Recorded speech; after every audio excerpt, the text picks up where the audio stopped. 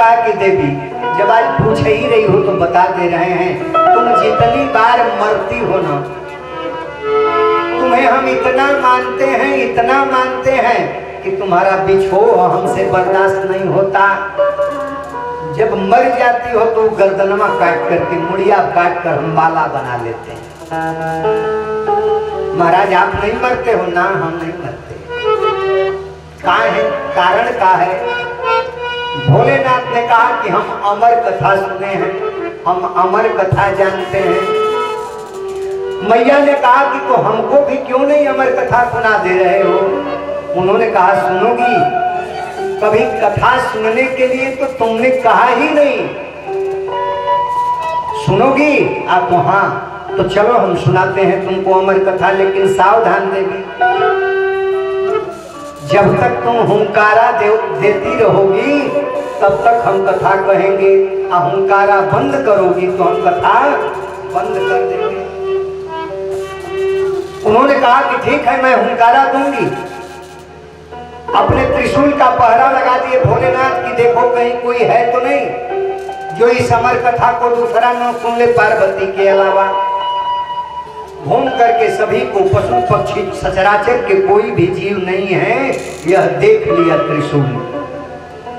ना महाराज कोई नहीं है, त्रिशूल का पहरा लगा दिए, देख लेना कोई आवे भी न। पार्वती जी को सुनाना शुरू कर दिए। जिस वृक्ष के नीचे बैठ करके पार्वती को अमर कथा सुनाना भगवान प्रारंभ किए, उसी वृक्ष के कोटरे में एक सूखी अंडा दे दी थी। तोता का अंडा रहा। और अमर कथवा का महात्म्य जैसे ही पूरा हुआ ना, वो फूट करके अंडवा में जीव साया गया। आई मैया जैसे ही कथा कुछ आगे बढ़ी वो सो गई। कथा में निद्रा देवी बड़ा जल्दी आती है।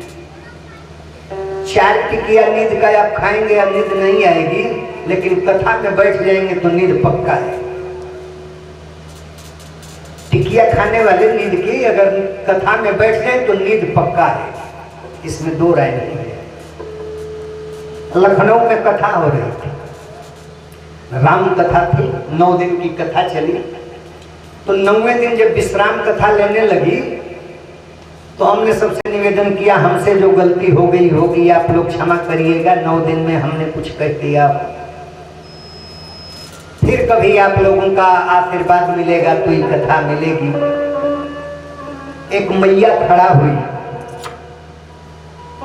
तब तक वहां के आयोजक जो थे उन्होंने कहा कि हम अगली कथा आपकी ही 1 महीने की लगवाने जा रहे हैं।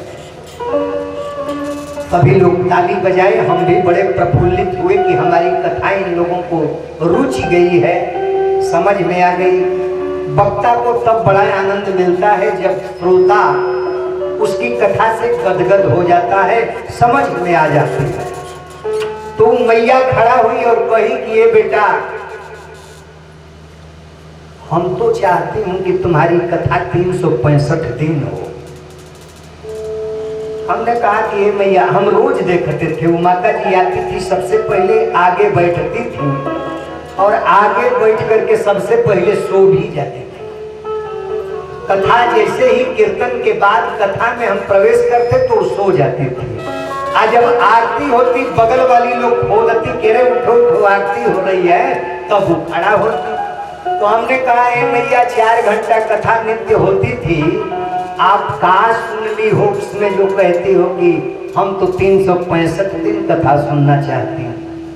वो कही कि नहीं जानते हो बेटा। हमने कहा उन्होंने कहा कि नित्य ही हम 2 गोली नींद की खाती हैं तो 1 घंटा नींद आती है। नित्य 2 गोली खाती हूँ तो 1 घंटा नींद आती है। 24 घंटे में 1 घंटे सोती हूँ। आज जब से तुम्हारी कथा में हम आने लगी तो 4 घंटा सोती हूँ। अब बिना नींद के गोली खाए तो अगर तुम्हारे 365 दिन कथा होगी तो नींद की गोली का खर्च भी बच जाएगा और 1 घंटे के अलावा 4 घंटे हम सो लूंगी। तो हम इसलिए चाहती हूँ, तो ये निद्रा देवी पहले आ जाती हैं, कथा कहीं हो तो ये आ जाती हैं, क्योंकि कुंभकर्ण की पत्नी है। जब कुंभकर्ण को भगवान राम ने मार दिया ना, तो उस समय कुंभकर्ण की पत्नी रोती हुई निद्रा नाम है पहुंच गई। वो कही कि मेरे पति को मार दिए हो तो हमें भी मार दो। भगवान हाथ जोड़कर खड़े हो गए, ए मैया, स्त्रियों पर हम हाथ नहीं उठाते।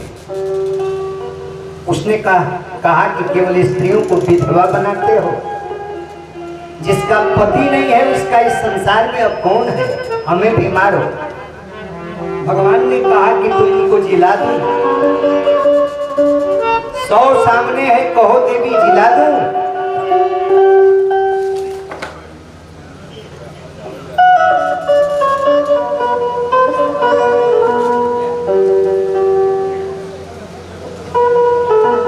कुंभकर्ण की पत्नी ने कहा चलिए, चोट नहीं न लगा, कुर्सी ले लीजिए।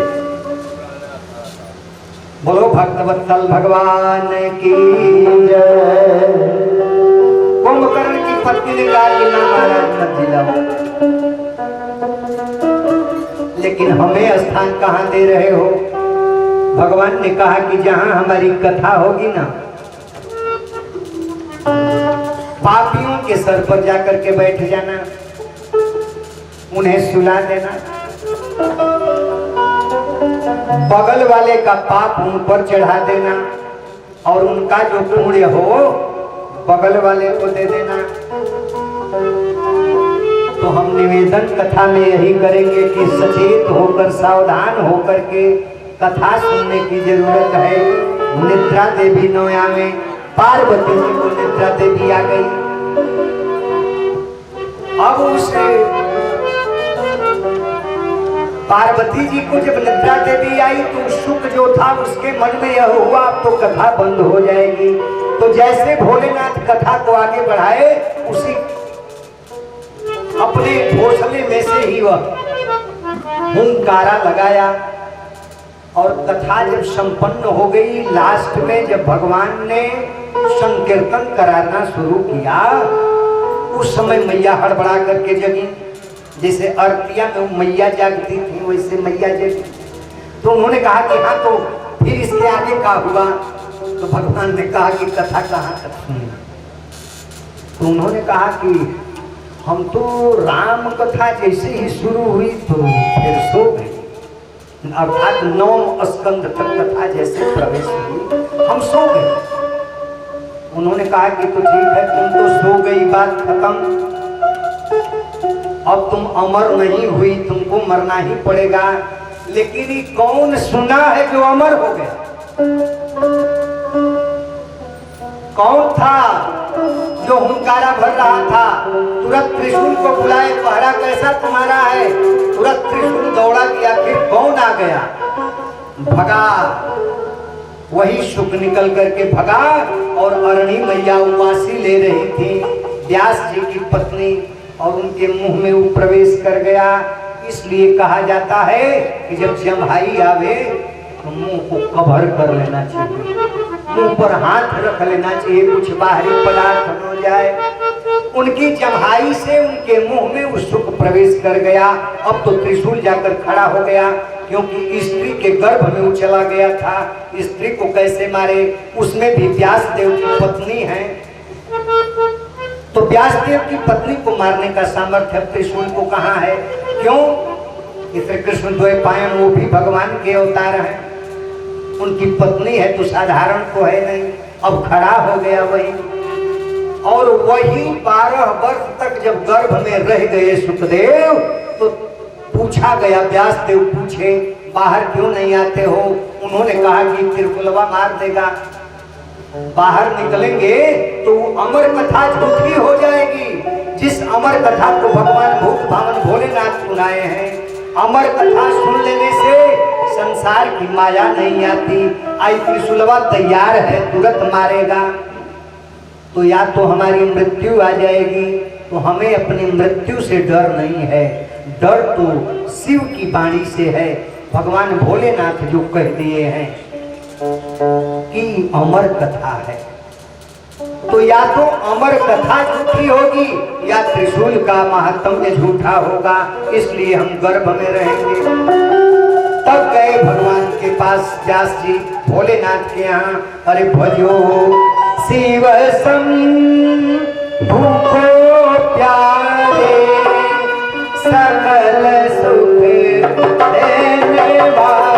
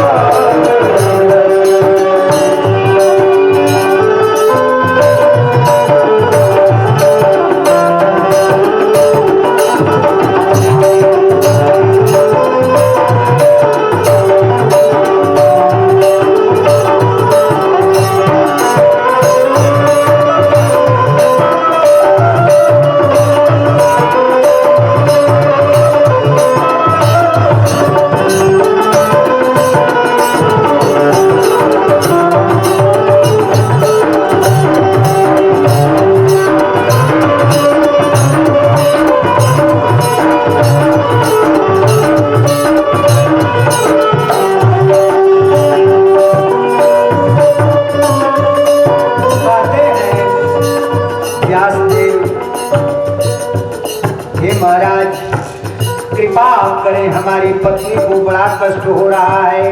भोलेनाथ ने कहा कि चलिए। जब भोलेनाथ प्रसन्न होकर के आते हैं, गर्भ में पल रहे सुखदेव से कहते हैं कि सुखदेव बाहर निकलो, माया नहीं तुम्हें सताएगी। जब भोलेनाथ ने कहा, सुखदेव जी बाहर आए मां के गर्भ से, और जैसे ही बाहर आए अपने ही हाथ से अपना नाल पकड़े और लेकर के जंगल की तरफ चल दिए।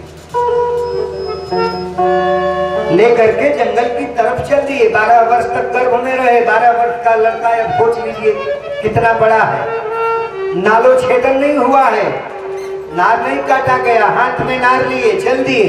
अब पीछे पीछे व्यास देव बेटा बेटा कहते हुए बुलाने लगे। वो पीछे मुड़ करके देख नहीं रहे।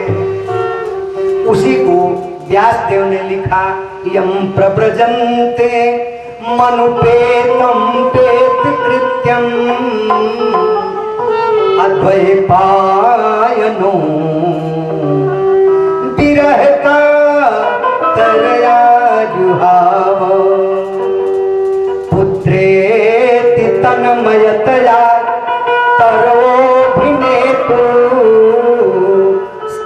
सार्वभूत हृदयम् मुनिमान तोस्मि। जब सुखदेव जी बेटा बेटा कहते हुए जा रहे हैं, व्यास देव जी सुखदेव जी के लिए बेटा बेटा कहते जा रहे हैं, सुखदेव जी जवाब नहीं दे रहे हैं। सुखदेव जी के तरफ से जंगल के वृक्षों ने जवाब दिया, व्यास देव कहाँ जा रहे हो? वो तुम्हारा बेटा नहीं है, किसका है? तो सर्वभूत हृदयम, उस सभी प्राणियों का हृदय हृदयेश है। मुनिमान तोस्मि, सबका प्राण है, इसलिए आप वापस हो जाओ। बेटा बेटा कहते हुए कि जब आगे बढ़ रहे हैं, व्यास देव नर्मदा पार हो गए। नर्मदा के तट पर इस बार व्यास देव उस पार हो गए। सुखदेव जी जब मुड़ करके वहां से देखते हैं तो ये विरह कातर होकर पुकार रहे हैं, आ बेटा आ जा आ जा। सुखदेव जी ने कहा कि वापस चला जाए यहां से। कितनी बार तुम हमारे बेटा हुए, हमने तो कभी नहीं तुम्हें बेटा बेटा कहकर तुम्हारे पीछे आया। एक बार हम कहा बेटा तुम्हारे बन गए, तुम हमारे पीछे लग गए। जाओ हम नहीं आएंगे। वहां से तुरंत मुड़े व्यासदेव। महाराज ये प्रसंग व्यासदेव सुखदेव का जरूर है, लेकिन यही प्रसंग हम लोगों के भी जीवन में है। आप भी अपने बेटे को बहुत चाहते हैं, और वही बेटा जिस दिन आपको ठोकर देता है उस दिन पीछे मुड़ लेते हैं। और जब पीछे मुड़ते हैं तो ज्ञान प्रस्फुटित होता है।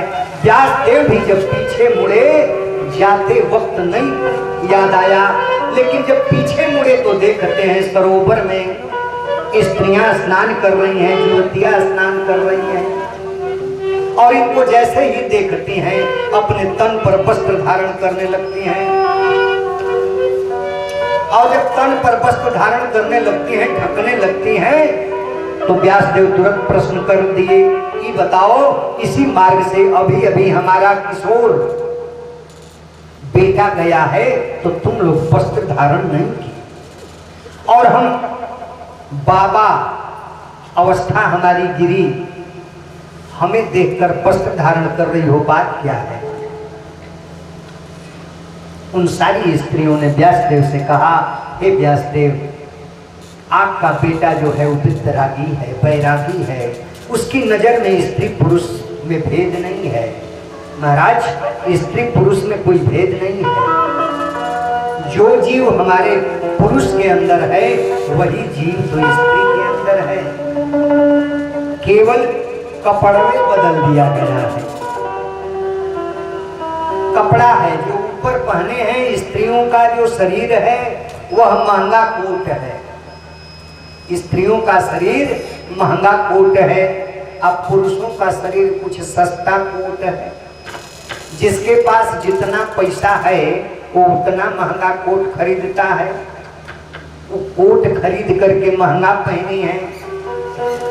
पहनने वाला जो है वो अंदरवा बैठा हुए गई है, चाहे स्त्री में हो चाहे पुरुष में। सुखदेव जी जंगल की यात्रा कर गए। सुखदेव जी वापस कैसे आए? कहते हैं दूसरे श्लोक में वंदना करने के बाद नैमिषारण्य क्षेत्र में 88,000 शौनकादि ऋषि बैठे हैं, ज्ञान यज्ञ कर रहे हैं। उसी यज्ञ में सूत जी आए। सूत जी का जब उग्र प्रवाह सूत जी का जब पदार्पण हुआ, उग्र प्रवाह सूत जी से सारे नैमिषारण्य के 88,000 ऋषि कहते हैं, महाराज आप भले आ गए। इस संसार में, व्यथित संसार में किसी के पास समय नहीं रहेगा, समय होते हुए भी समय का रोना रोएगा। ये बताइए आज चट्टी चौराहे पर कितने लोग बैठकर लोगों का शिकायत करते हैं। घर में सास बहू लड़ती हैं, देवरानी जेठानी लड़ती हैं, लेकिन कथा में नहीं जाती हैं। कारण कहेंगे कि समय नहीं है, और लड़ने के लिए समय है। समय नहीं है, लड़ने को समय है। कहते हैं सूत जी से शौनकादि ऋषि कि समय का रोना रोएंगे, धन नहीं है। पैसा सबके पास होगा, लेकिन कहेंगे धन नहीं है। ये बताइए अभी कहीं जमीन बिके तो इसमें से 50% लोग हैं जो कि कहेंगे कि हम ही खरीदेंगे, और उस पर चढ़ा खड़ी करके दाम बढ़ा लेंगे। बहुत ऐसे लोग हैं। अब उन्हें कह दिया जाए कि कथा करा लो ना, जीवन का कल्याण हो जाएगा। तू कहेगा पैसा कहाँ है, कहाँ पैसा है? तो धन का रोना रोएंगे, समय का रोना रोएंगे, बल का रोना रोएंगे। तो ऐसे जीवों का जो काल रूपी ब्याल जिनको डसने के लिए हमेशा तैयार है, उनके लिए कुछ आप ऐसा विषय सुनाइए जिससे उनका कल्याण हो जाए। तब सूत जी कहते हैं,